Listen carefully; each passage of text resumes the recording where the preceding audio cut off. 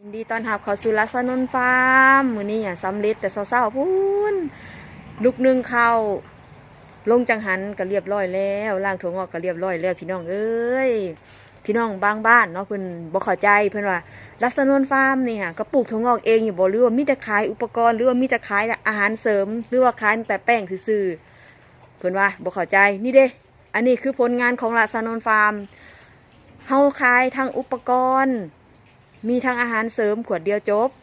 บ่ต้องใส่หยังมันยุ่งยากแล้วก็จะมีหมดแป้งกันเชื้อราที่เฮาใส่เนาะอันนี้เฮาจะปะบ่ได้เลยเกี่ยวกับการปลูกถั่วงอกทุกแนวพันธุ์เลยพี่น้องเฮาต้องมีโตวป้องกันบ่ให้มันเกิดเชื้อราทุกแนวพันธุ์มันจะมีเชื้อราปะปนอยู่นำแล้วก็พี่น้องบางบ้านบ่เข้าใจเนาะเอาถั่วงอกเก่าบ่มาขายให้ข่อย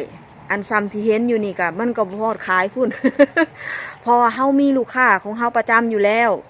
ลูกค้าบางบ่อนก็แบบมาปุ้นเอาเลยจังซี่นะมันบางเทื่อมันก็บ่ได้ก็มีได้พี่น้องเพราะว่าเฮาเฮ็ดตามลูกค้าเฮาที่มีเฮาบ่เฮ็ดเกินบ่เฮ็ดเหลือจังซี่นะเฮาเฮ็ดผู้ดีโลดบ่อยากให้คือ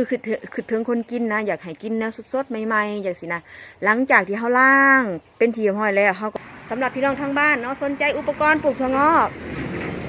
สามารถอุดหนุนทางราษฎรฟาร์มได้ปลูกบ่เป็นบ่เคยมีประสบการณ์บ่เคยรู้เกี่ยวกับการปลูกถั่วงอกแหวมาหาละสนนฟาร์มได้เด้อพี่น้องเด้อทางเฮาจะมีในถั่วแขกดำมีขายตลอดทั้งปีเลยพี่น้องและที่สำคัญประสบการณ์จริงที่ทางละสนนฟาร์มถ่ายทอดให้พี่น้องก็คือทางเฮาเองก็ปลูกถั่วงอกสิ่งเดียวกันพี่น้องให้คำแนะนำดูแลตลอดอายุการปลูกถั่วงอกเลยพี่น้องเฮาจะมีแป้งกันชราชีบัวพี่น้องปลูกถั่วงอกไว้ขายนี่ค่ะสำคัญเลยพี่น้องเกี่ยวกับแป้งกันเชื้อราต้องได้ใส่เลยพี่น้องเด้อ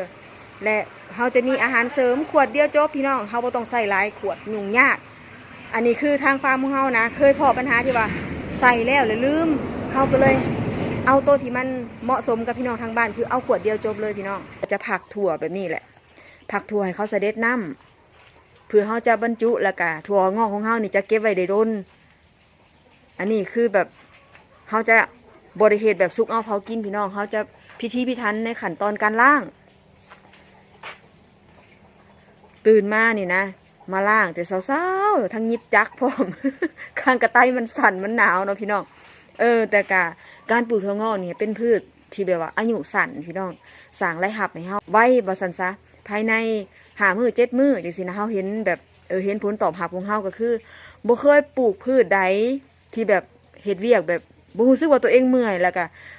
เฮ็ดเวียกไปนำก็รู้สึกว่ายิ้มไปนำบ่แม่นบ้าเด้พี่น้อง แต่ว่ามันมีความอิ่มเอมใจเนาะคือทางฟาร์มของเฮานี่เมื่อก่อนนี่ปลูกอ้อย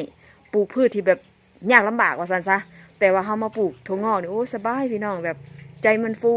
แล้วก็ที่สำคัญเฮาได้ส่งมอบอาชีพให้พี่น้องทางบ้านพร้อมตอนนี้แม่ใหญ่เบจะพักไว้ก่อนและเฮามาถ่าเบิ่งบรรยากาศในการบรรจุนะพี่น้องเนาะ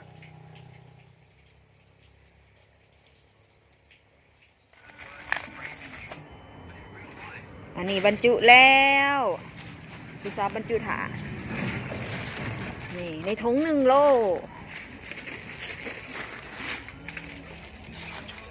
ตอนนี้ก็จะเตรียมไปจัดส่งให้พี่น้องทั้งบ้านแล้วเด้อทั้งฮอนเฟอต่างๆแล้วก็ตลาดมาถ่ายกินถั่วงอกพี่น้องเอ้ยมากินถั่วงอกพี่น้องเคยเห็นบอก ถ่ายกินถั่วงอกอยากกินถั่วงอกถั่วงอกสดๆจากราษฎรฟาร์ม